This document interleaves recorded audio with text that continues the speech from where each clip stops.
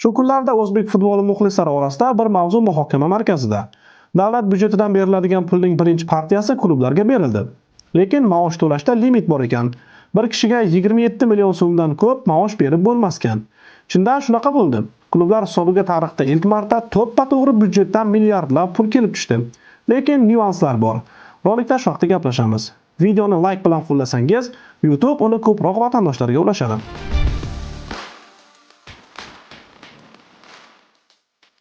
Demak, yangi tartibga ko'ra Superliga klublariga homiylik qilib kelgan yirik davlat korxonalari homiylik pullarini bir fondga tashlay boshladi. O'zbekiston futbol assotsiatsiyasi nazorati ostida har bir yuqori divizion jamoasiga 35 milliard so'm pul bo'lib tashlab beriladi. Birinchi partiya allaqachon tashlab berildi. Bu pullarni qanday taqsimlash bo'yicha Federatsiya va Professional futbol ligasi rahbariyati ishtirokida yig'ilish o'tkazildi. Unda aniq qilib aytilgan, davlat bergan puldan hech kimga 27 million so'mdan ortiq maosh berib bo'lmaydi. Soliqlarni hisobga olsa, futbolchilar eng ko'pi bilan 23 million so'm atrofida maosh olishi mumkin ekan. Shuningdek, klubdagi boshqa xodimlarga ham qanchadan pul berish mumkinligi belgilab berilgan. Masalan, bosh murabbiy 10 million so'mdan kamroq maosh olar ekan. Bu talablar klublarni shokka tushirdi. Chunki yil boshida futbolchilar bilan, xususan, sal maosh kechiksa FIFAga yugurib borib yozishni yaxshi ko'radigan legioner futbolchilar bilan shartnomani imzolab bo'lishgan. Ular 23 millionga butsasining ipini ham bog'lamasligi aniq. Bundan tashqari, hozir mahalliy futbolchilarning maoshi juda katta. Klublar arzonroq tushadi deb legioner olib kelishadi. Eshitishimcha, poytaxt klublaridan birida legioner futbolchilar bunaqa maoshni eshitib mashg'ulotlarda qatnashishdan bosh tortdi. Buni ham tushunish mumkin. Ular ham futbol o'ynab, oila boqaman deb boshqa davlatga kelib yuribdi. Musofirchilikda yeb-ichgandan tashqari oila uchun 3-4 so'm topmasa bo'lmaydi. Bunyodkorga o'xshagan klublarda vaziyat yanada qiyin. Chunki qaldirg'ochlar almisoqdan qolgan Rivaldo va Denilsonning qarzlarini to'lashga majbur. PR uchun olib kelingan bu futbolchilar ishoning o'zbek futboliga hech nima bergani yo'q. Bermasligi aniq edi. Qarz ham oz emas, deyarli 9,5 million dollar. Bu so'mda qancha bo'lishini hisoblashga ham qo'rqadi odam, kalkulyatorga ham sig'may ketsa kerak.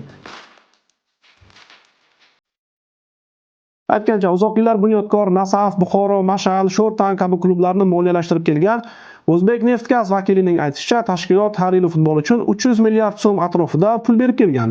Bu 25 million dollar degani, adashmasam.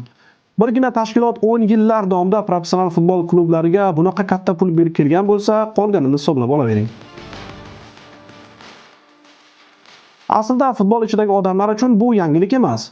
Oxirgi paytlardagi xabarlardan keyin ko'pchilik futboldagi pullarni hisoblab qoldi va juda ko'p vatandoshlarimiz futbolga qanaqa katta davlat pullari berilishini eshitib hayratdan yoqa ushlamoqda.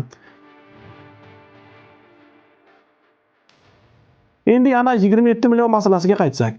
Klublar bir narsani to'g'ri tushunishi kerak. Davlat hech kimga futbolchining 10 ming, 20 ming, 30-40 ming dollarlik maoshini to'lab berishni va'da qilayotgani yo'q. Bunga majbur ham emas. Davlat xarajatlarining bir qismini mayli biz beramiz, qolganini o'zingiz toping, kerak bo'lsa eshik homiy izlang deyapti. Klublarni ham to'g'ri tushunish kerak. Ular yil boshida futbolchilar bilan shartnoma imzolab qo'ygan. Futbolchilar kam pulga o'ynamaydi. Butun dunyoda shunaqa. Agar mavsum yakunlangach shunaqa tartib belgilansa, keyingi mavsumda klublar ko'rpasiga qarab oyoq uzatgan bo'lardi. 27 million hozirgi katta futbolchilar uchun chindan kam pul. Lekin o'rinbosarlar jamoasida yugurib yurgan yosh yigitcha buncha pul bersangiz, qanaqa ishtiyoq bilan futbol o'ynashini tasavvur qilavering. O'zingiz o'ylang. Kecha maktabni bitirgan, tushlik ovqatini uydan termosga solib olib yuradigan yigitcha o'yinni o'xshab asosiy jamoaga tushib, uyiga har oy 2000 dollar pul olib borsa, uning uyida qanday bayram bo'ladi? Lekin oyiga 10 ming olib yurgan professionalga 2000 bersangiz, undan natija kutish befoyda. Bilasizmi, aslida davlat bo'ldi, ertadan futbolga 1 so'm ham yo'q deyishi mumkin edi. Lekin birdan kislorodni uzishni istamadi. Har qancha og'riqli bo'lmasin, 2-3 yil klublarga oz-ozdan yordam berib turishga qaror qildi. Bu vaqt ichida klublar xususiylashib olishi, homiylar jalb qilish kerak. Ko'pchilik yangi tartibni davlat endi byudjetdan futbolga pul berar ekan deb talqin qilgandi. Lekin bunday emas. Davlat 10 yillardan buyon shunday ham futbolga berilayotgan pul miqdorini keskin kamaytirdi. Buning ilk achchiq ta'sirini klublar hozirdan seza boshladi. Lekin baribir futbolimiz bu kunlardan o'tishi kerak edi. Qachondir davlat pullari futbolga emas, asfaltga, maktab, kasalxona qurishga ishlatilishi kerak edi. Bizning futbol darajasi baland. Ishonaman, bu qiyin kunlardan chiqib keta oladigan darajada baland. Hozirgi holatda har ikki tomonni to'g'ri tushunish kerak. Klublarni, futbolchilarni qoralashga shoshilmang. Vaziyatni tushunib olishga harakat qiling. Men hozir kimdir tomonida bo'lishni istamayman. Shunchaki vaziyat qanaqa ekanini tushuntirishga intildim.